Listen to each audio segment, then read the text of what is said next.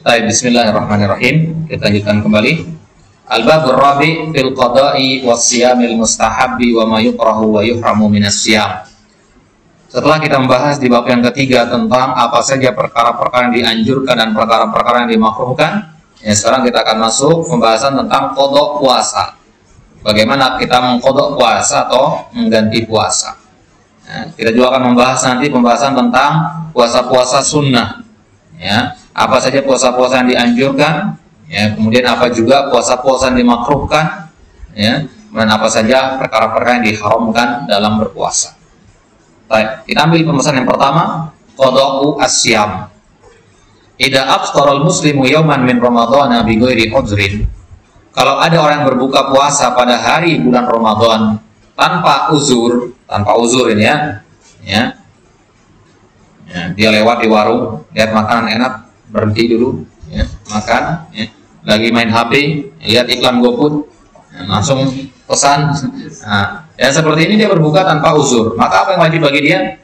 Wajib alaihi an yatuba ilallah. Yang pertama dia harus bertaubat kepada Allah, ya, harus minta ampun kepada Allah. Li'anna dzalika, ya, jurmun azimun, karena itu adalah dosa yang besar. Ini dibahas di dalam khutbah Jumat tadi, ya. Wa munkarun kabir, kemungkaran yang besar. Wa yajibu alaihi ma'at taubati wal istighfar al-qada'u biqadri ma aftara ba'da Ramadan. Ya, selain dia harus bertaubat dan beristighfar, dia juga harus mengqada puasa yang dia tinggalkan itu, ya, sebanyak apa yang dia tinggalkan. Kalau dia yang membatalkan puasanya 3 hari, maka dia harus mengqada sebanyak itu juga. Wa wujubul qada'i huna 'alal fawri 'ala sahih min aqwali ahli ilmi. Nah, dan wajibnya mengqada itu kata para ulama alal faur. Alal faur artinya sesegera mungkin. Ini pendapat yang sahih dari perkataan para ulama.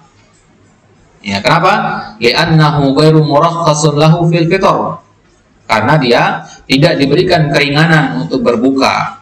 Dia malah berbuka tanpa ada keringanan. Orang yang berbuka tanpa ada keringanan, maka wajib dia mengqada sesegera mungkin. Begitu selesai Ramadan, dia langsung mengqadanya. Ya, tentunya selain di hari raya Idul Fitri, ya.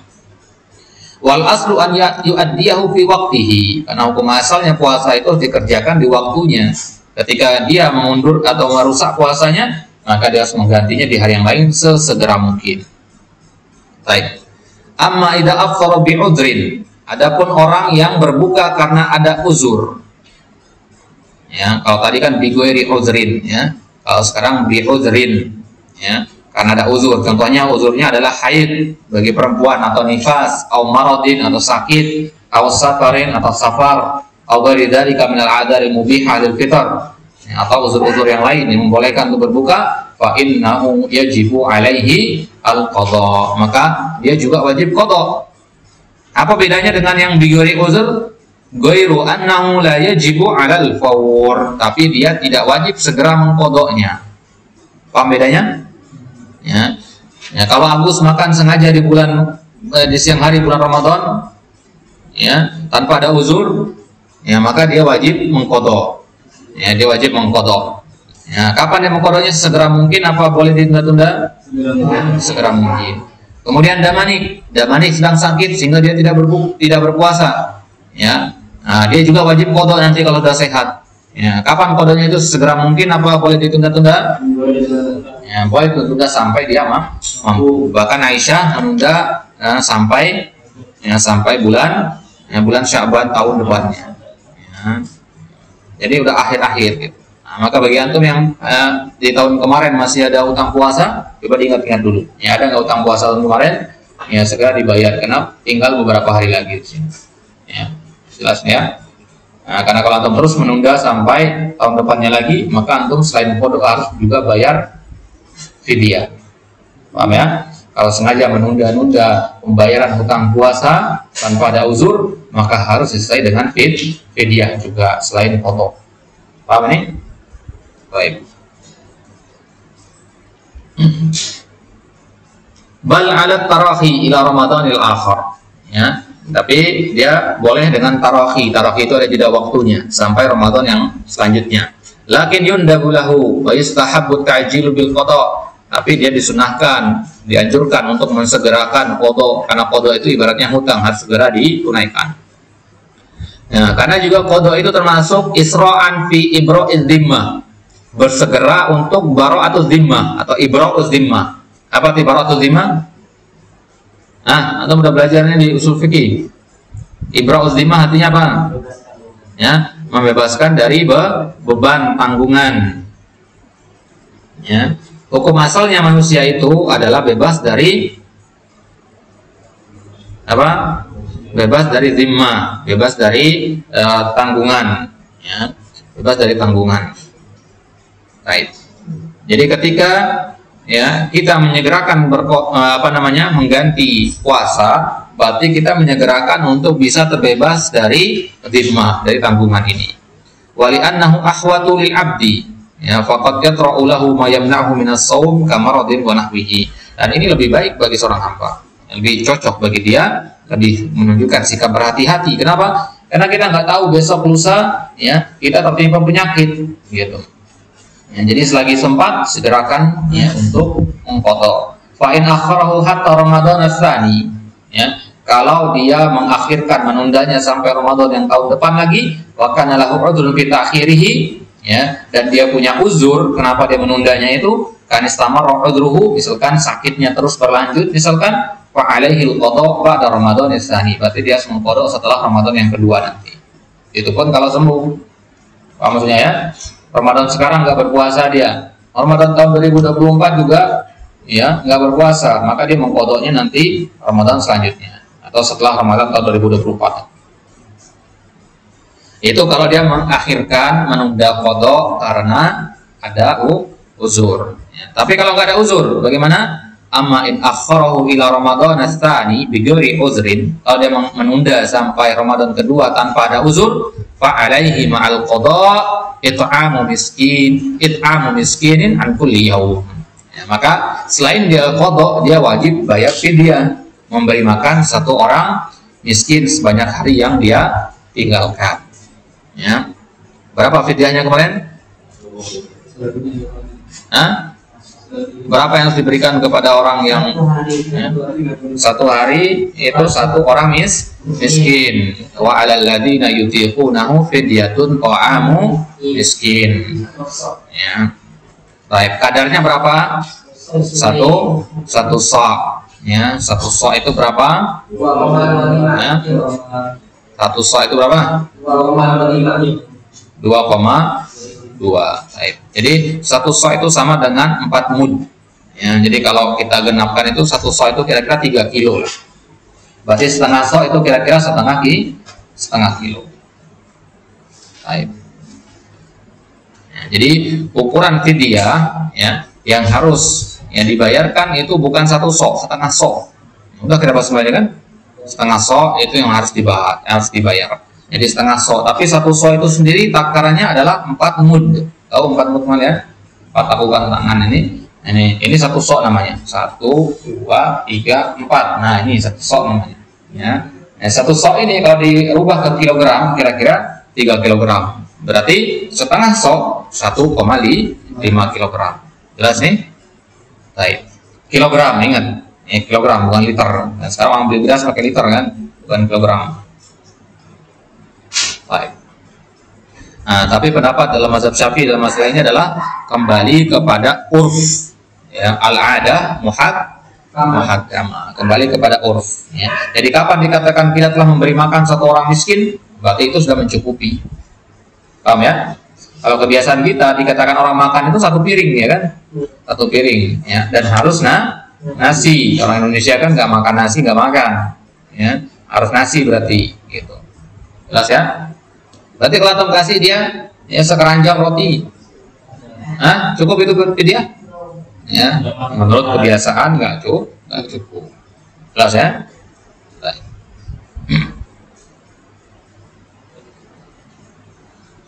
Baik. Wala yustaratu fil qada' at-tatabu. Nah, sekarang pertanyaannya bagaimana kalau yang puasa yang dia tinggalkan itu banyak, lebih dari satu? Ya. Apakah dia harus qada' secara berurutan apa tidak? Tatabu artinya berurutan.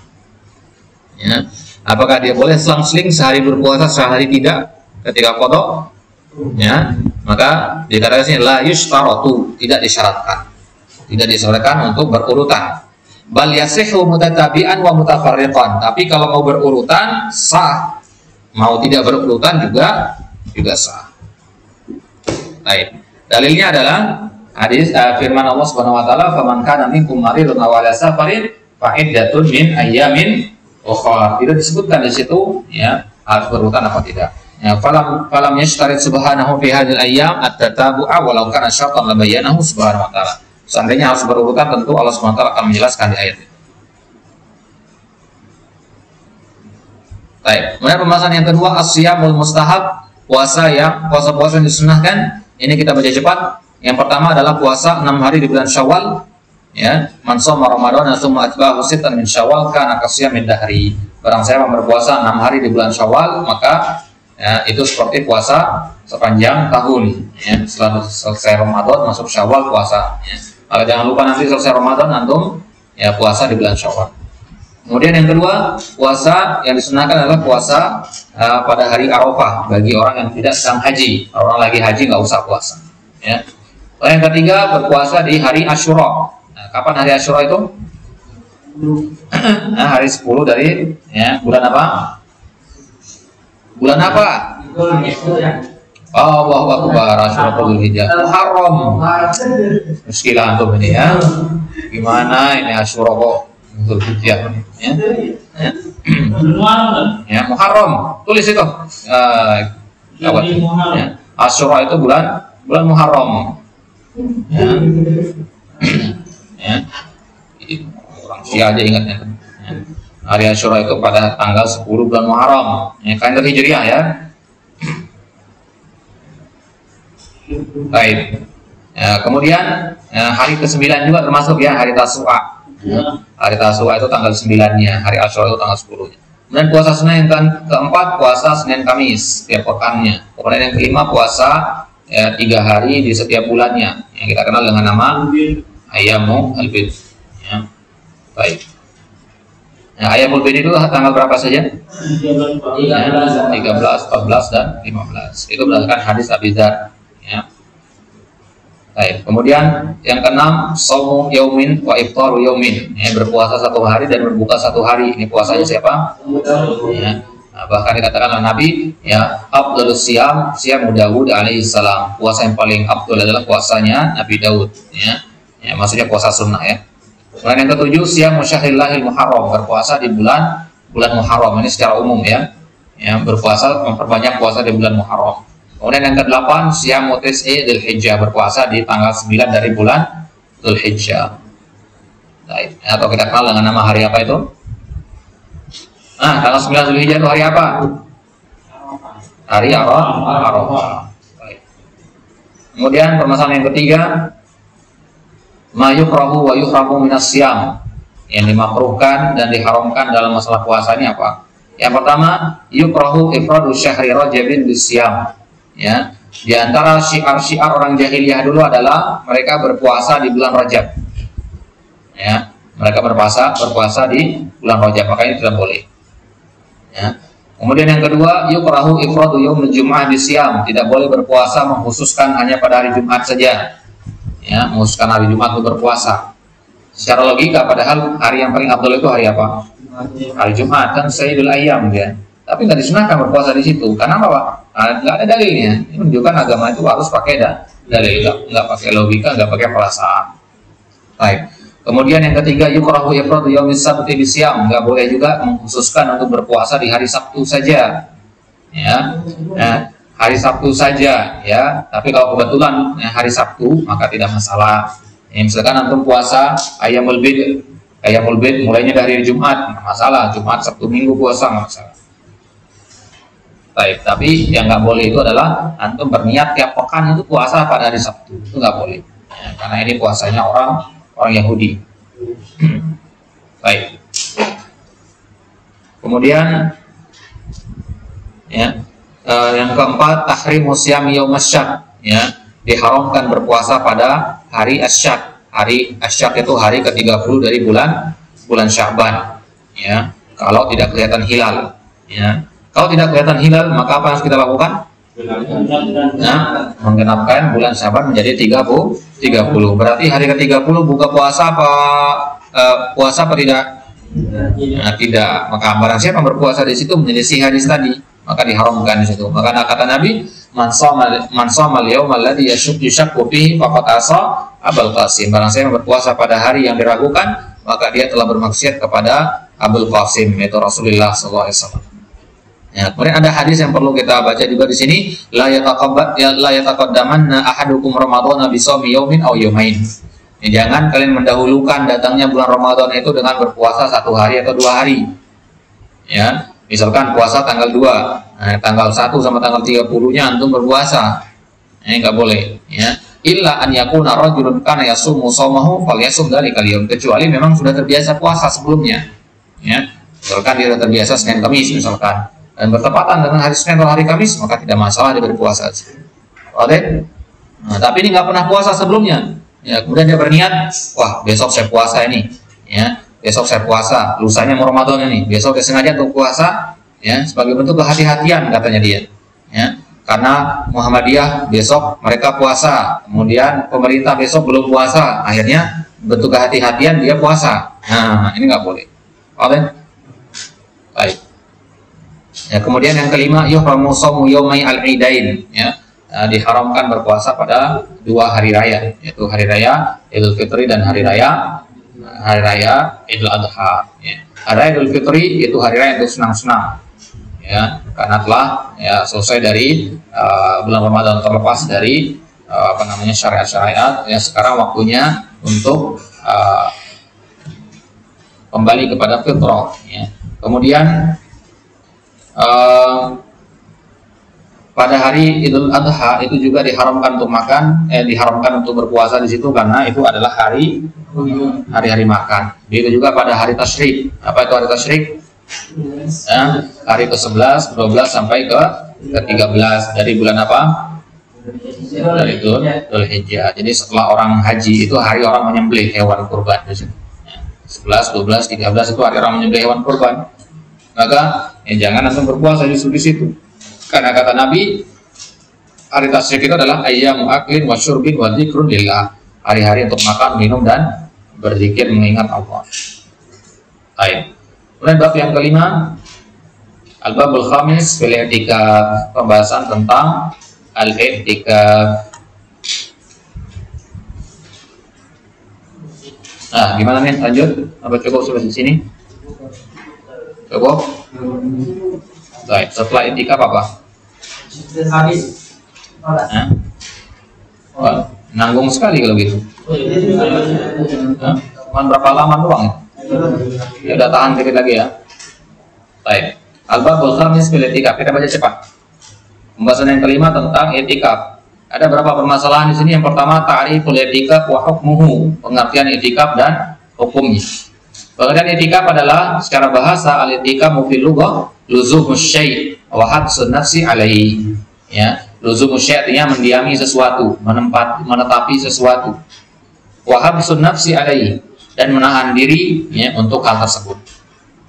Adapun secara syariat yang dimaksud dengan i'tikaf adalah luzumul muslimul mumayyizu masjidan li ta'atillah.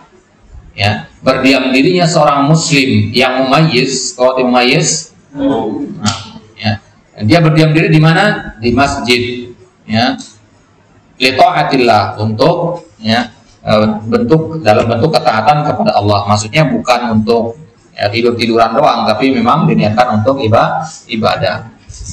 Baik. Kemudian hukumnya apa? Wa huwa sunnatun wa qurbatun ilallah. Ini sunnah berdasarkan firman Allah, antahhira baiti lit-ta'ifina wal 'akifina wa ruk'is sujud. Agar mereka berdua mensucikan rumahku bagi orang-orang yang tawaf, bagi orang yang i'tikaf, dan bagi orang-orang yang ruku dan sujud. Siapa maksudnya di situ? Perintah kepada siapa itu? Antahhira di situ perintah buat 2 orang. Siapa itu? Nabi Ibrahim dan Nabi Ismail, karena mereka yang membangun Ka'bah. Ya. Kemudian dalil selanjutnya, wala tubashiruhunna wa antum akifuna fil masajid. Jangan kalian mencumbui istri-istri kalian sedangkan kalian dalam kondisi sedang i'tikaf di masjid. Ya. Dalil yang lain dari Aisyah, anna Nabi sallallahu alaihi wasallam kana ya'takiful ashral awakhir min Ramadan hatta tawaffahu Allah. Nabi SAW senantiasa i'tikaf pada 10 hari terakhir dari bulan Ramadan sampai beliau wafat. Jadi hukumnya kesimpulannya sunnah. Permasalahan yang kedua, syurutul i'tikaf, syarat i'tikaf. Yang pertama, an yakunal mu'takifu musliman mumayyizan aqilan. Dia harus orang yang muslim atau beragama Islam, mumayyiz, berarti anak kecil tidak sah. Aqilan, dia harus berakal. Jadi orang yang gila tidak disyariatkan. Baik. Ya, kemudian tidak ada kata-kata perempuan atau laki-laki di situ. Berarti perempuan dan laki-laki hukumnya sama di sini. Tapi perempuan ada tambahan syaratnya, harus ada al-amnu minal fitnah, harus ada rasa aman dari fitnah. Kemudian yang kedua, an-niyah, harus ada niat, karena innamal a'malu binniyat. Kemudian yang ketiga, an yakuna al-i'tikafu fi masjid, harus di masjid, karena di ayat dikatakan wa antum aqifuna fil masajid. Nabi i'tikaf di masjid, nggak pernah i'tikaf di tempat yang lain. Baik. Kemudian syarat masjidnya harus seperti apa? An yakuna al-masjidul ladzi ya'takifu fihi tuqamu fihi salatul jamaah. Masjid yang dia gunakan sebagai tempat i'tikaf itu haruslah masjid yang ditegakkan di dalamnya salat jamaah. Ya. Kenapa harus ditegakkan salat jamaah? Karena kalau tidak ditegakkan salat jamaah di situ berarti nanti dia akan keluar masuk. Apa maksudnya? Dia akan keluar masuk ke tempat-tempat yang lain. Cek sebelah. Ya, dia akan keluar masuk. Kenapa i'tikaf itu harus di masjid yang ditegakkan salat jamaah? Ya, karena orang yang i'tikaf itu biar bisa dia fokus di situ untuk ibadah. Jadi nggak perlu keluar-keluar sering di situ. Paham ya? Baik. Yang kelima, at-taharatu minal hadatsil akbar. Harus suci dari hadas besar. Hadas besar ya, bukan hadas kecil.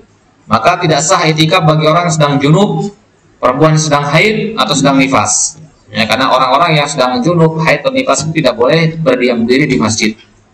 Ya, antum kalau lagi junub jangan ke masjid. Ya, meskipun nggak buat sholat, duduk-duduk di teras itu nggak boleh. Paham ya? Bahkan sebagian riwayat sekedar lewat pun nggak boleh. Ya, dari pendapat yang kuat lewat boleh kalau ada hajat. Ya. Nah, intinya jangan dekati masjid kalau belum mandi wajib. Baik. Nah, adapun puasa, apakah puasa menjadi syarat dalam i'tikaf? Harus puasa nggak ketika i'tikaf? Tidak perlu. Ya, tidak perlu. Karena ya diriwayatkan dari Ibnu Umar bahwasanya Ibnu Umar pernah bahwasanya bapaknya Ibnu Umar yaitu Umar bertanya kepada Rasulullah, wahai Rasulullah, di zaman jahiliyah dulu aku pernah bernazar untuk i'tikaf 1 malam di Masjidil Haram. Maka kata Nabi, aufi binazrik, maka penuhi nazarmu. Nah, maka kemudian Umar di situ bernazar tanpa berpuasa. Ya, kenapa? Karena malam hari kan, masa berpuasa di malam hari. Baik. Ya, kenapa? Bukan syarat, karena memang ibadah itu adalah puasa sama i'tikaf ini ada 2 ibadah yang terpisah. Itulah kenapa pembahasan ini dipisah dengan pembahasan puasa. Bab yang kelima ini dijadikan bab beda. Kenapa? Karena i'tikaf ini ibadah, puasa juga ibadah. Jadi ya, satu ibadah tidak menjadi syarat buat ibadah yang lainnya. Ada yang mana? Baik. Ya, kemudian permasalahan yang ketiga, zamanul i'tikaf wa mustahabbatuhu wa ma yubahu lil mu'takif. Berapa lama orang i'tikaf? Orang i'tikaf itu tidak ada patokan waktunya harus berapa lama. Tapi yang paling sedikit itu adalah 1 hari 1 malam. Ya. Ya, boleh beberapa jam saja. Ya, ini pendapat jumhur ya. Boleh beberapa jam saja i'tikaf itu. Bahkan cuma beberapa menit saja boleh i'tikaf itu. Ya. Tapi ya, yang dicontohkan yang paling abdul itu adalah minimal 1 hari 1 malam. Paham ya? Kalau nanti di 10 hari terakhir bulan Ramadan antum nggak mampu i'tikaf 10 hari full atau 9 hari, maka antum i'tikaf saja 1 hari 1 malam sudah cukup. Ya, tapi jangan sama sekali nggak i'tikaf ya. Usahakan i'tikaf meskipun hanya 1 hari 1 malam. Ya, kemudian kapan waktu yang paling afdal? Ya, waktunya adalah 10 hari terakhir dari bulan Ramadan. Baik. Jadi kalau mau i'tikaf sekarang boleh nggak? Boleh nggak i'tikaf sekarang? Boleh. Ya, tidak ada larangan. Ya.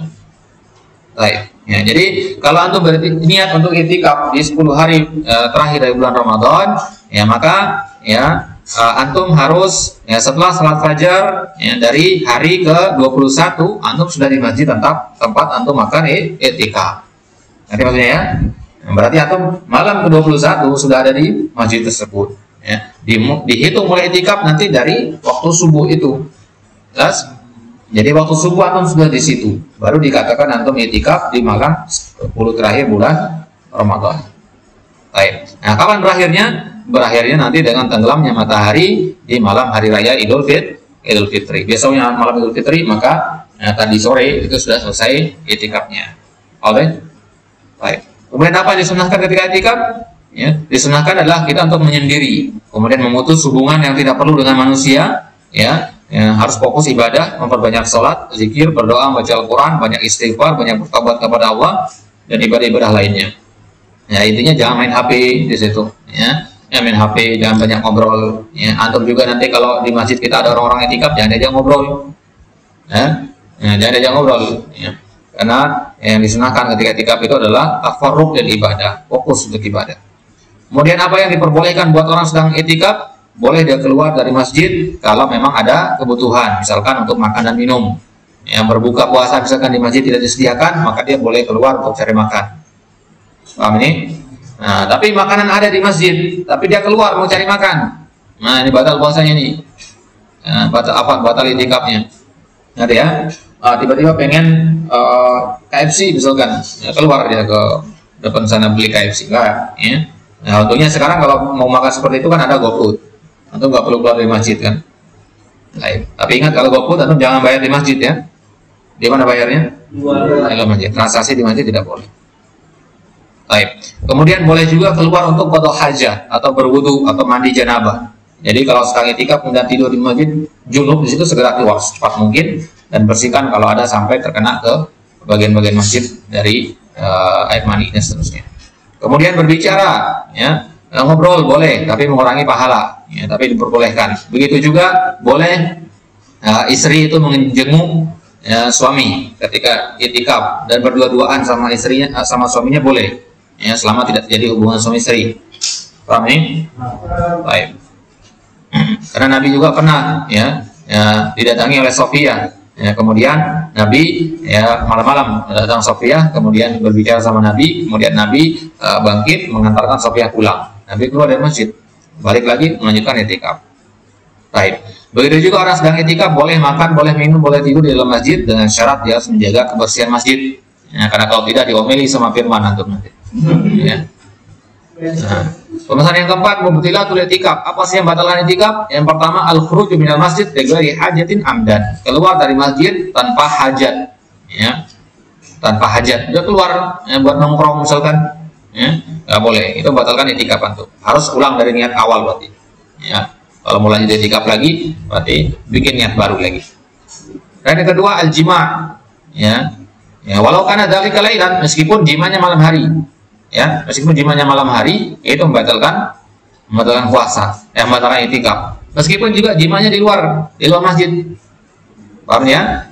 Ya, dia pulang ke rumah, jima istrinya balik lagi lanjut itikaf, enggak batal itu. Kelas? Baik. Kemudian yang ketiga, dhahabul akal, ya, akalnya hilang, entah karena gila atau karena mabuk. Enggak boleh, ya. Yang keempat, al-haid wan nifas. Yang perempuan sedang itikaf tiba-tiba dia keluar dari haid, maka dia harus menghentikan itikafnya pulang ke rumah. Yang kelima, ar-riddah, ya, itu murtad, ya. Karena murtad itu membatalkan seluruh ibadah, tidak hanya itikaf saja. Liqouli ta'ala fi suratul Zumar, la in asyrakta la yahbatanna amaluka wa la takunanna minal khasirin. Baik, itu dia akhir dari pembahasan kita dari kitab Siyam ini. Wallahu ta'ala alam, ya. Ini pembahasan yang sangat ringkas sekali, ya, dianjurkan antum untuk merujuk ke kitab-kitab yang lebih lengkap untuk mencari penjelasan yang lebih lengkapnya. Wallahu ta'ala alam, wa sallallahu ala nabiyina Muhammadin wa ala alihi wasallam, wa akhiru da'wana alhamdulillahi rabbil alamin.